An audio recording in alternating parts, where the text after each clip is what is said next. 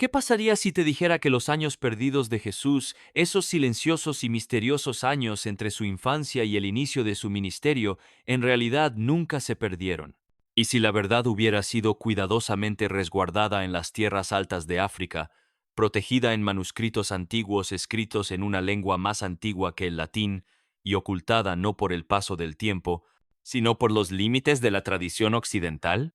Esto no es simplemente historia, es memoria sagrada, preservada por una de las comunidades cristianas más antiguas del mundo, intacta ante la colonización y transmitida a través de siglos de devoción inquebrantable. Etiopía guarda la clave de un capítulo olvidado en la vida de Cristo.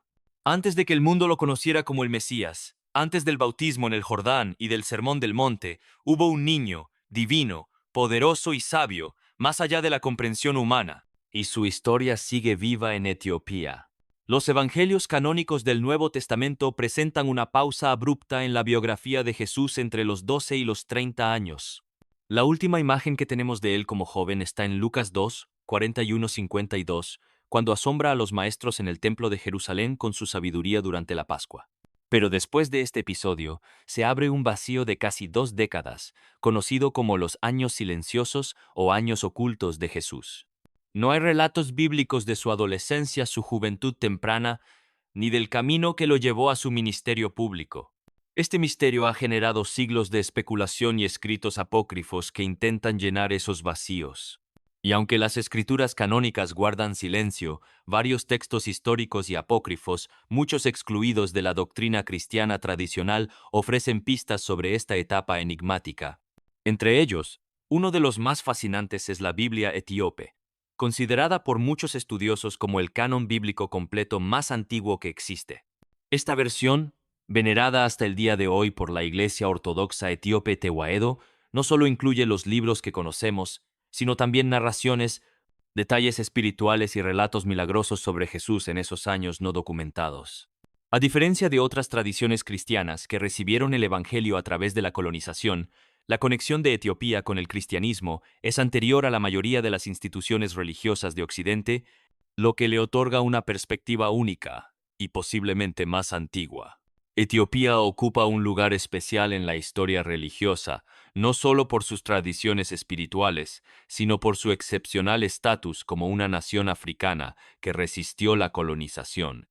Esa independencia histórica le permitió conservar sus manuscritos, tradiciones y reliquias sagradas sin la censura o el filtro de potencias europeas. La Biblia etíope, escrita en la antigua lengua ge'ez, contiene 88 libros, mucho más que los 66 del conocido texto de la versión King James. Entre ellos se encuentran textos apócrifos, escritos extendidos del Antiguo Testamento y narraciones ausentes en la doctrina cristiana tradicional. Mientras muchas culturas cristianas conocieron la fe a través de misioneros, la identidad cristiana de Etiopía ha sido indígena desde al menos el siglo IV DC e incluso posiblemente antes. Esta continuidad, junto con la protección frente a influencias externas, ha permitido que la Iglesia Ortodoxa Etíope se mantenga como una de las instituciones cristianas más antiguas y completas del mundo. Sus textos sagrados y tradiciones orales han permanecido estables por más de 600 años, convirtiéndose en una ventana invaluable para entender cómo los primeros cristianos percibían la vida y enseñanzas de Jesús, especialmente en sus llamados años perdidos. Y no solo es conocida por sus escrituras. Etiopía también es famosa por su antigua tradición de custodiar el Arca de la Alianza. Aunque la arqueología oficial no ha confirmado su existencia o ubicación, la tradición etíope asegura que está resguardada en la iglesia de Santa María de Sion, en Aksum. Esta afirmación proviene del Kebra Nagast, un texto etíope que vincula directamente a la nación con el Israel bíblico. Según este relato, el arca fue llevada a Etiopía por Menelik, hijo del rey Salomón y la reina de Saba. Aunque esa historia merece un análisis aparte, nos recuerda que la tradición etíope está profundamente entrelazada con la narrativa bíblica.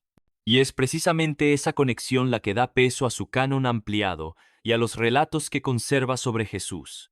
Cuando hablamos de los años perdidos de Jesús, el relato etíope no es solo una interpretación espiritual, sino una herencia cultural viva.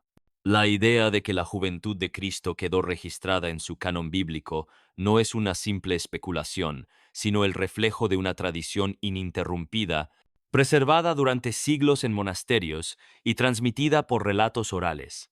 La Biblia etíope conserva textos que el cristianismo occidental perdió, rechazó o clasificó como apócrifos. Entre ellos están el libro de Enoc, la ascensión de Isaías y varios evangelios de la infancia que describen detalles sobre los primeros años de Jesús. Por ejemplo, el libro de Enoc, citado incluso por padres de la Iglesia como Tertuliano, fue eliminado del canon occidental por decisiones conciliares, pero en Etiopía sigue siendo parte de las Escrituras.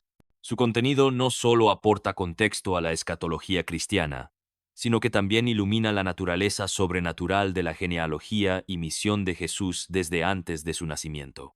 A diferencia de la Biblia King James, compilada en 1611 bajo encargo de un monarca y con intereses políticos y teológicos, el canon etíope refleja una escritura más antigua, desarrollada de forma orgánica y que incluye tradiciones orales y textos en circulación desde los primeros siglos después de la muerte de Cristo. Esto demuestra que muchas historias hoy consideradas perdidas o legendarias fueron en su momento aceptadas como auténticas. Además, la historia demuestra que el cristianismo en África no comenzó con la colonización. Etiopía adoptó la fe cristiana como religión oficial en el siglo IV, décadas antes de que el Imperio Romano lo hiciera. Cronistas como Cosmas Indicopleustes, un monje del siglo VI, documentaron comunidades cristianas florecientes en Aksum, con iglesias, debates teológicos y hasta refugio para creyentes perseguidos de otras tierras. Esta profunda raíz cristiana permitió que se conservaran relatos que muestran a un Jesús niño ya consciente de su misión divina. En 2010, un descubrimiento reforzó esta idea. Un evangelio ilustrado escrito en ge'ez, hallado en un monasterio remoto en lo alto de una montaña. Sus páginas, llenas de arte simbólico y pasajes ausentes en las Biblias occidentales, mostraban a un Jesús que desde niño actuaba con autoridad divina.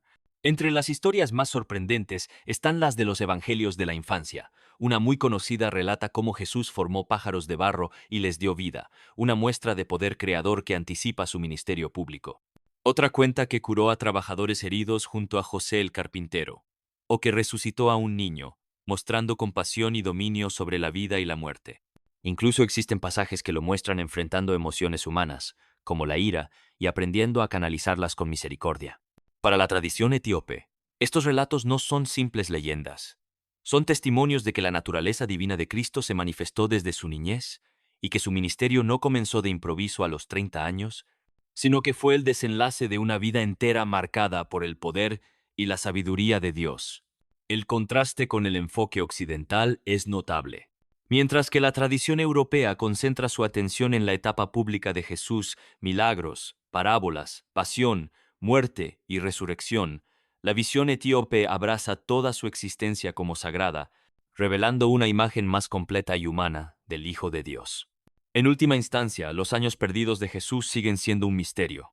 Pero Etiopía nos ofrece algo único, una tradición ininterrumpida que combina fe, historia y cultura para llenar esos vacíos con relatos y enseñanzas que invitan a reflexionar. Quizá la verdadera pregunta no sea dónde estuvo Jesús en esos años, sino qué podemos aprender de las culturas que lo recordaron de manera distinta. Este legado nos reta a ampliar nuestra perspectiva, a mirar más allá de los textos que conocemos y a valorar la diversidad de tradiciones que forman el mosaico del cristianismo primitivo. Tal vez, al hacerlo, descubramos no solo más sobre Jesús, sino también sobre nosotros mismos y nuestra manera de entender la fe. Así que, si este viaje por la historia oculta de Cristo te ha abierto los ojos, no lo dejes aquí. Suscríbete a Ecos del Edén para seguir explorando los misterios de la fe, las páginas olvidadas de la historia sagrada y las revelaciones que han sido guardadas durante siglos.